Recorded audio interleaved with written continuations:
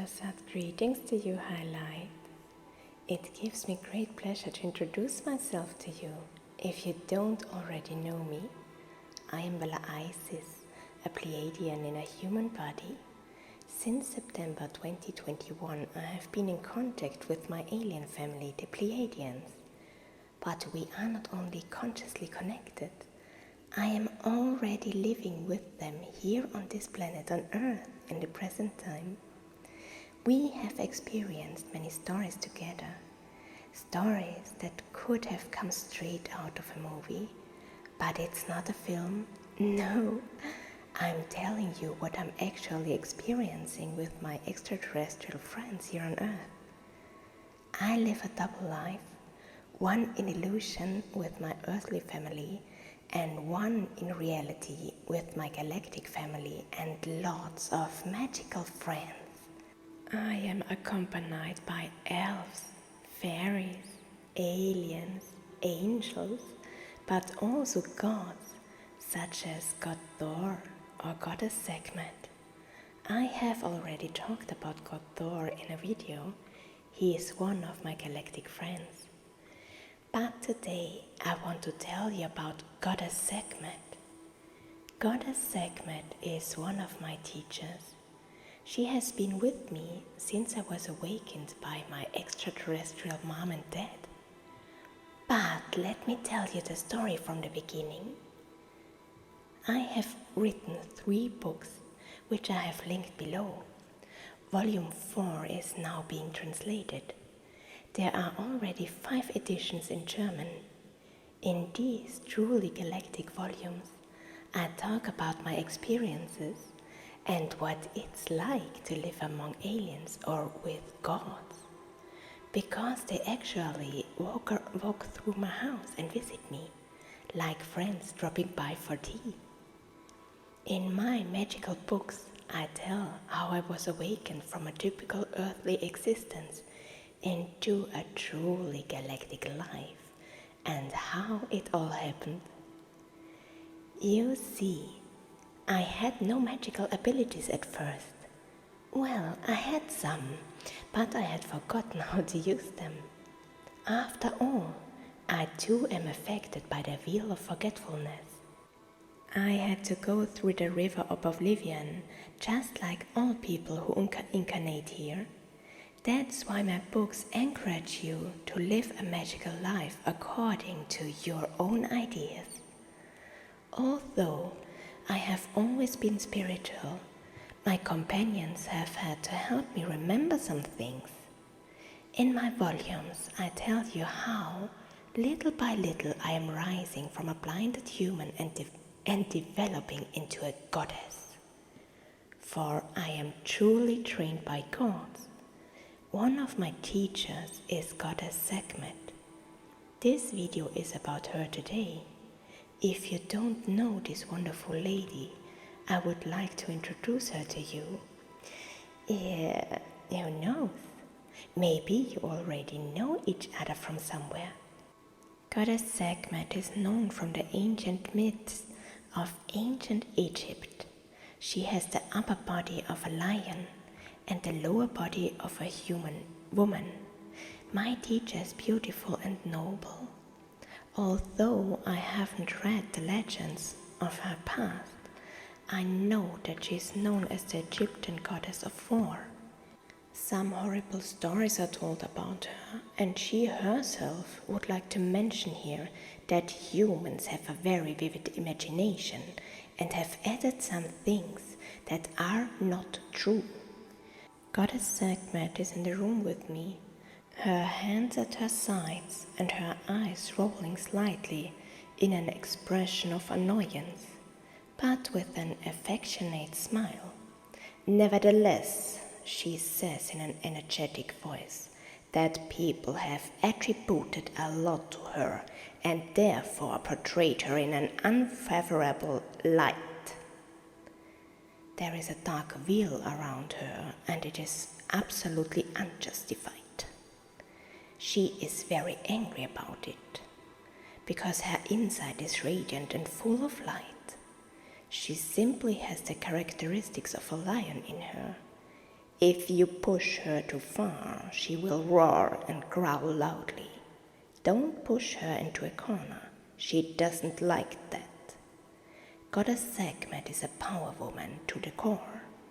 I'm allowed to put it this way because she understands that this is how people express themselves, and it makes it clear what is meant.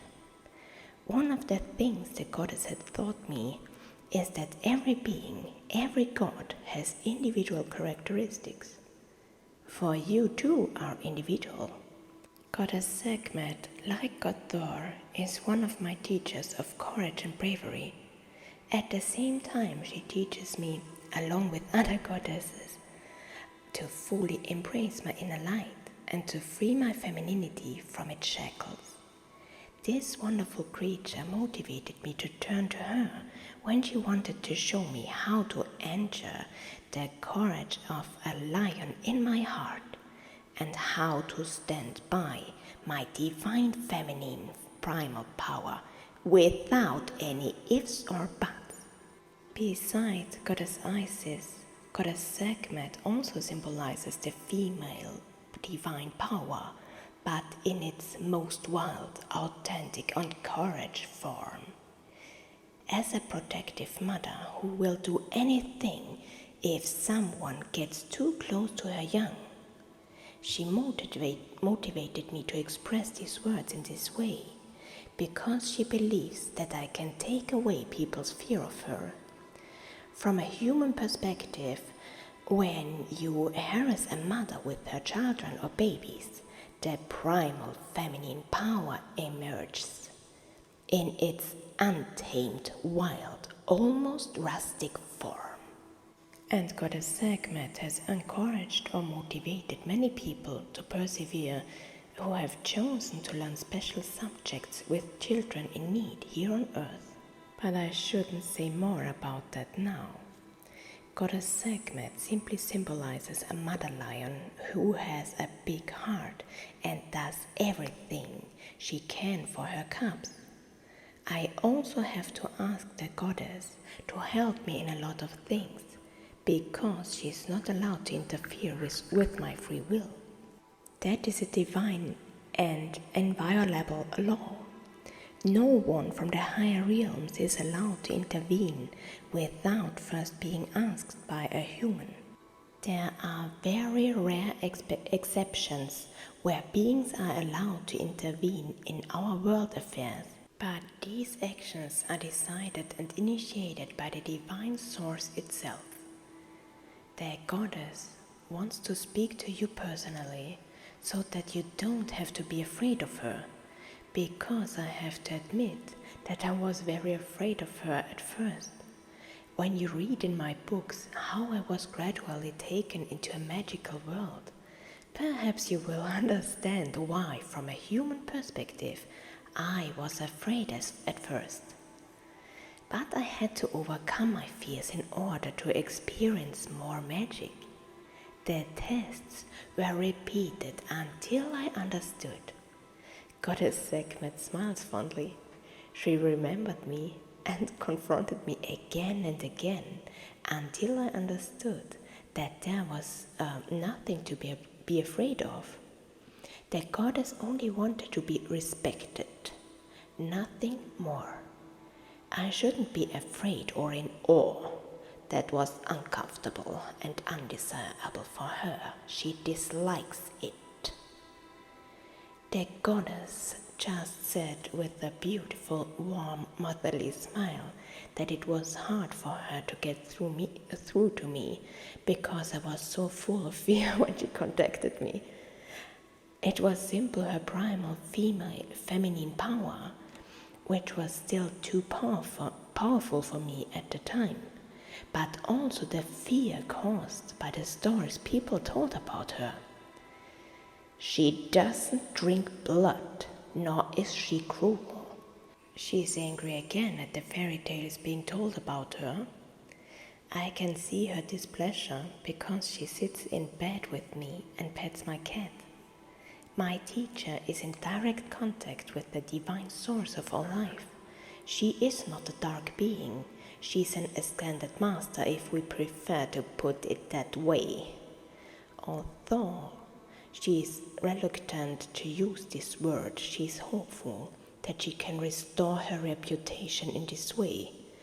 Also through me as a messenger, just as I did with God Thor.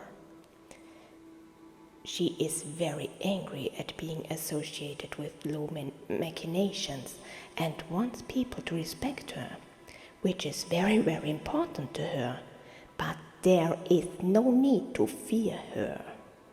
She is certainly a warrior. I can and should say that. She even insists on it, but she serves the light and transforms low things into high vibrations. The goddess is a warrior of light and works with her students and recruits to ensure the ever-present divine peace. She travels intergalactically on a mission of peace. Her abilities make her a legendary power woman, and she is highly respected. She is respected without any ifs or buts. My teacher also holds numerous conferences with other galactic federations, confederations, or peace communities, and mediates intergalactically. She also leads troops on divine missions for the light. Her tactics are light, love, the primal feminine force. She is not a cruel goddess, on the contrary. She actively promotes peace. It was clear to her from the start why she turned to me. She saw the direction of my mission and was attracted by the fact. The goddess knows that I have a direct and very good connection with one of my most precious teachers, God Mars, the being known as the Roman god of war. Since Goddess Sekhmet and God Mars have a similar role in the universe, it was through him that she found me and made contact with me. But I shouldn't tell you about God Mars now. We will do that in another video, because now it's Goddess Sekhmet's turn. The goddess is still sitting in bed with me, petting my cat. She is beautifully dressed today, a shimmering white mid-length dress that has a strong silver sheen on it. It is not pure white, but very bright, a galactic color. The garment is delicate but opaque, yet silky. It literally blows back and forth as she moves, as she strokes the cat. She looks lovingly down at the animal. The sleeves of the dress are 3/4 long and numerous chains can be seen on her lion's arms. The goddess is dressed very beautifully today. Yes, gods don't wear the same clothes every day. At first I always had to smile at this fact. By the way, she was here yesterday and sat in my beloved hanging chair that I have talked so much about in my books. It is a magical piece of furniture, and Goddess Sekhmet loves to sit in it. The hanging chair is worthy of a goddess. It is decorated with numerous beautiful cushions and garlands of artificial flowers. Goddess Sekhmet loves to sit in it, and yesterday she called my cat to sit on her lap. The two of them cuddled for half the night, Goddess Sekhmet stroking her and swinging her gently back and forth in my favorite hanging chair. Just before my eyes closed, she was still swinging. She easily sat in the chair with my cat for 2 or 3 earthly hours. But yesterday the goddess wore different clothes, a rather simple Egyptian dress of burgundy linen. The sleeves ochre or mustard colored, as was the collar, and she wasn't covered in jewelry. She just didn't feel like it yesterday, but today she's wearing a wonderful, almost mystical dress. I like it very, very much. It would be exactly my style of dress. The goddess is wonderful. She's slowly symbolizing to me that her visit with me is coming to an end and that she will now leave me. She's grateful that I tell people about her. Like God Thor, she insists on having an immaculate reputation to which she is entitled. If you contact the Goddess Sekhmet, I can assure you that she is very kind and loving, but she absolutely desires high respect. This is very, very important to her. Every being deserves respect and dignity, and it is my mission to reconnect her reputation with the light. For she is a loving mother, if you let her be, she adds with a smile. At the same time, she symbolizes the brave, courageous woman, and with a brave, loud roar motivates the human women to throw off their shackles. Don't let yourself be subjugated and dare, dear woman. The feminine primal power will lead our present existence into a brilliant future if we are aware of our power. Goddess Sekhmet encourages us to live our feminine power without any ifs or buts. However, she would make our voices heard peacefully and only let out a lion's roar in an emergency.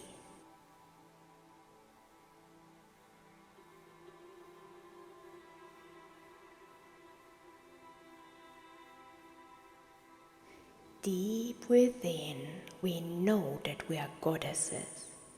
We just need to have the courage to fully accept and live our divinity. Finally, I would like to say that it took Goddess Sekhmet and me 2 days to orient ourselves to what exactly we wanted to give people on their path, on their progression into reality. And as we did that, we were guided by magic. I edited a part of the video in my kitchen, where I usually prepare my lived magical stories to share with the human world. And while the goddess and I were preparing everything together, I discovered that one of my best friends had visited me and was sitting in my bed. A beautiful elf, a truly galactic and so kind being. As he sat in my bed, just visiting, numerous little pixies flew around him. He was talking to them.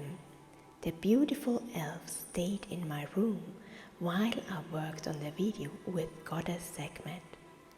Be aware that these beings are actually among us. They are as real as you are. I will now say goodbye to you with courage and love in my heart. Yours, Bella Isis.